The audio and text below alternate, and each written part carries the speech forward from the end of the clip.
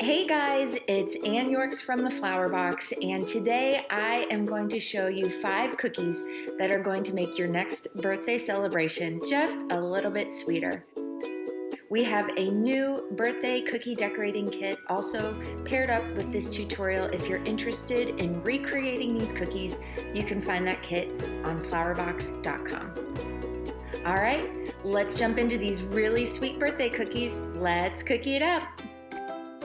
The first cookie I'm going to decorate is my favorite from this set. This is actually a new cookie cutter that I designed with the team at Ann Clark, and this is a birthday cake with candles.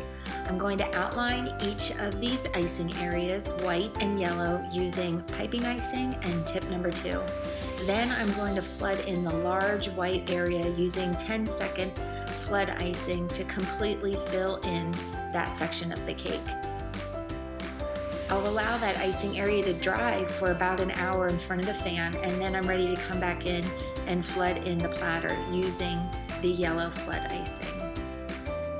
Now let's add some candles. I have a tip number 3 on my pastel pink icing bag, and I'm just going to pipe those lines straight up to get those nice tall candles on the cake. Now I'm going to add the details to the cake. I'm going to start with the scallops, and I'm just adding some icing guide dots to help with the spacing of these scallops. Now I want these scallops to look kind of like swags, so I'm using a light hand pressure as I start and stop, and in the middle, in the curve, I'm just squeezing a little harder to thicken up those areas. And I just think it adds a really neat texture and dimension to this detail. So I'm just going to work my way across, not rushing, just paying attention to my hand pressure as I add each of these scallops.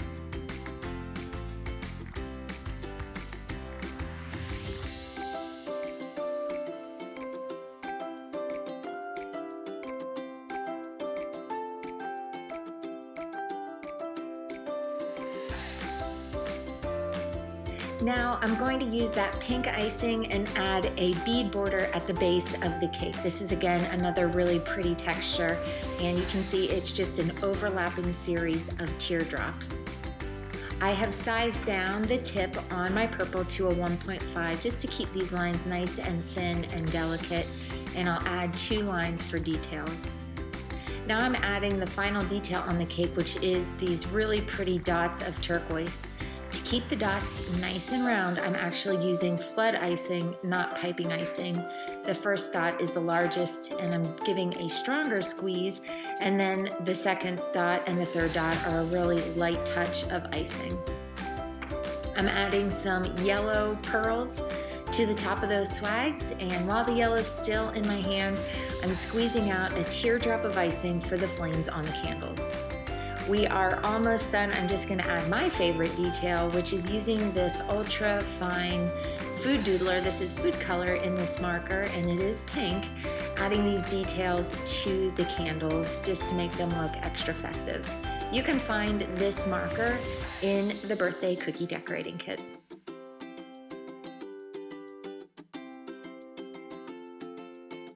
That cake looks so awesome and delicious.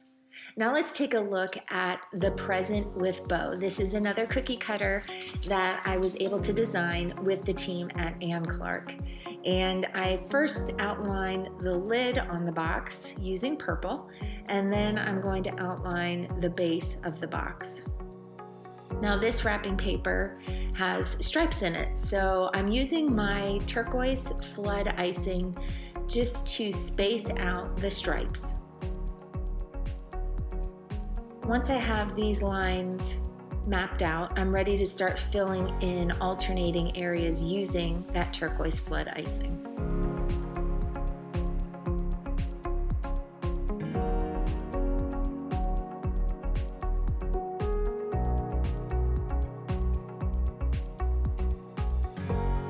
Now because I want a flat surface on this present, I'm not going to allow this turquoise any dry time. I'm just going to jump right back in with the white icing and flood the next rows of stripes. This will give me a nice flat surface if I wanted to personalize this or add any other details to this section. We're almost done. I'm just going to clean up these lines between the white and the turquoise with a stripe of purple flood. And since I'm using flood icing for this entire section, it will self-level and flatten out to create a nice flat surface.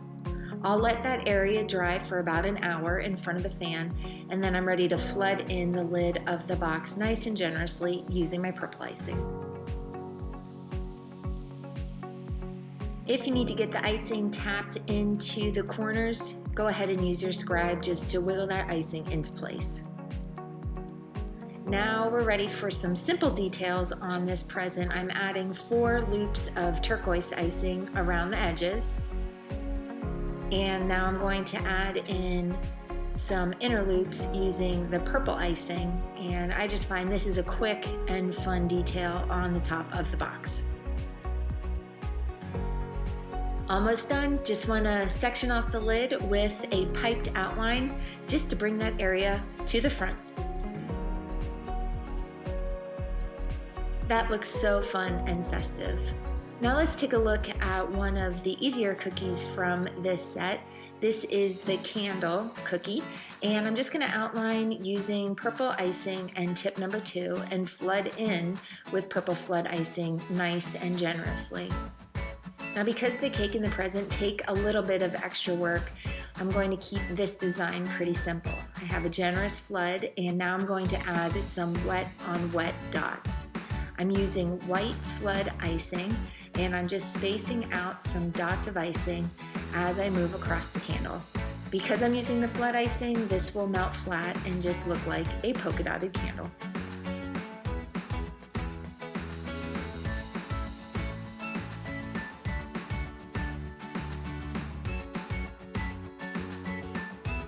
I add the flame using a piped line of yellow, and I'm going to also pipe some dripping melting wax on the candle as well.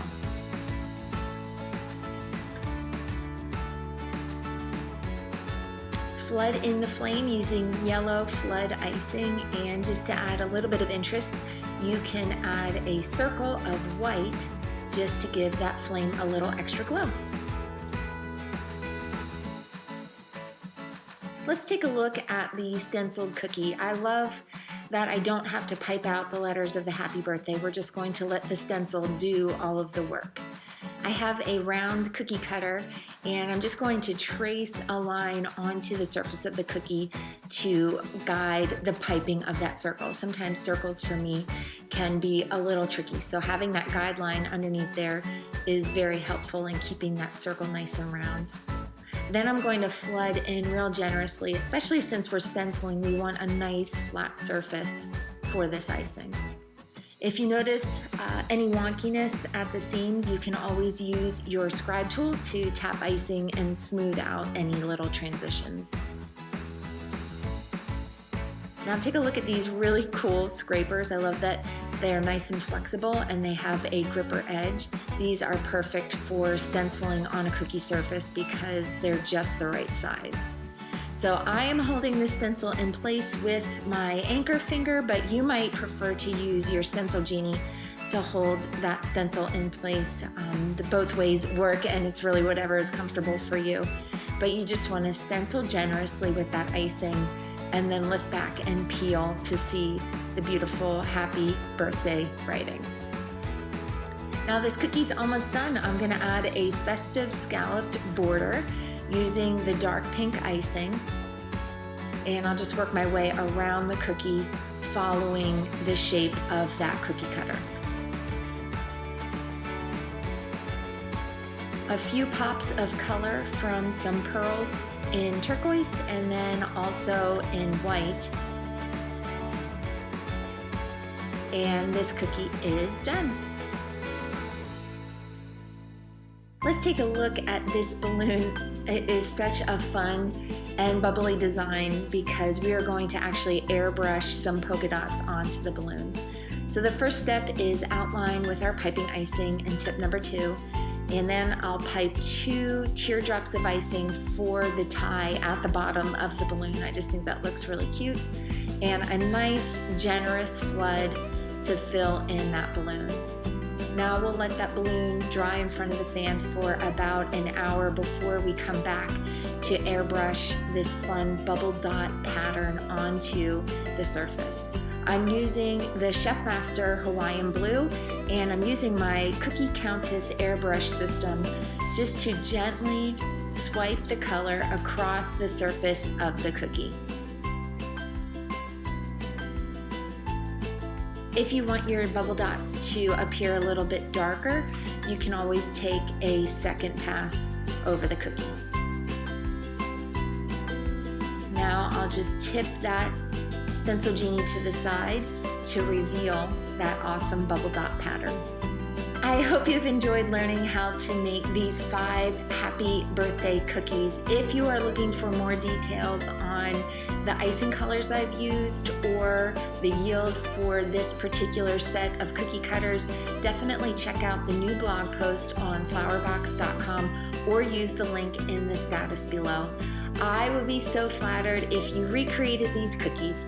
So if you do, definitely tag me on social media at the Flourbox Shop. I'd love to see what you make with this really fun set of cutters and stencils. That's it for today. I hope this makes your next celebration a little sweeter. And until next time, happy decorating!